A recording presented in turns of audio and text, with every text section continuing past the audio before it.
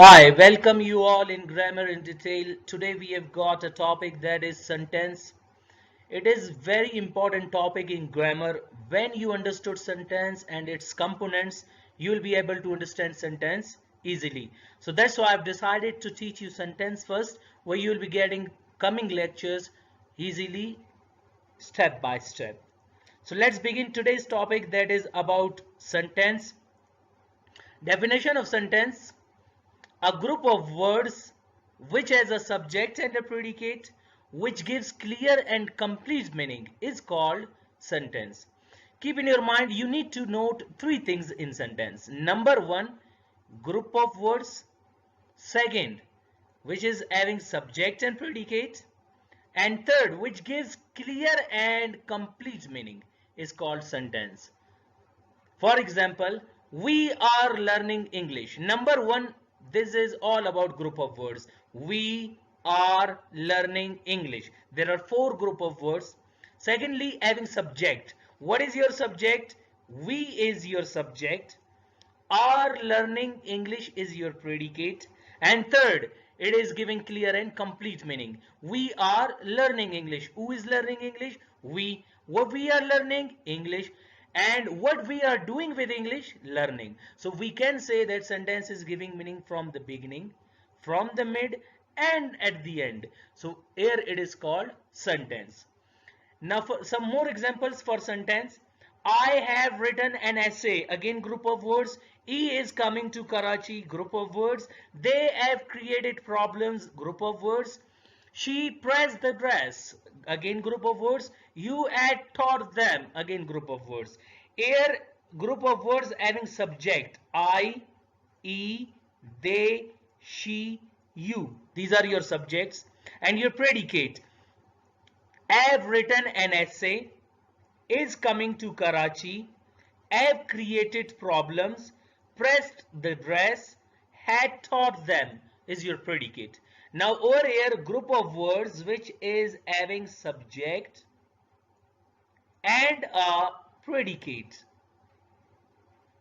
giving clear and complete meaning is called sentence. I have written an essay. Now how is it giving complete meaning?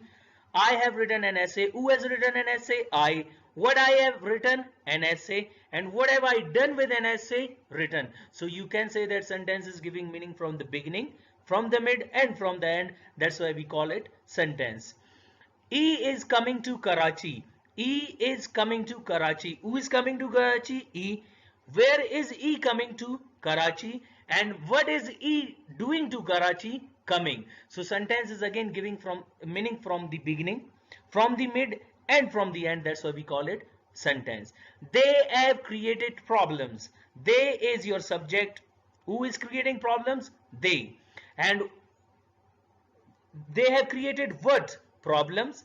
And what have they done with the problems? Created. So you can say sentence is giving meaning from the beginning, from the end, and from the mid. That's why we call it sentence. She pressed the dress. Who pressed the dress? She.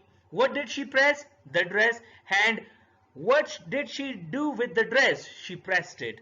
So that is known as sentence. You had taught them. You is your subject. Had taught them is your predicate. And over here again it is giving clear and complete meaning. Now let's begin the components of main components. This should be in your mind. What are those two main components? Subject and predicate. Sentence has got two components or parts, subject and predicate. This is to be understood very well. If you understood the components of sentence, you may not be able to face any sort of problem.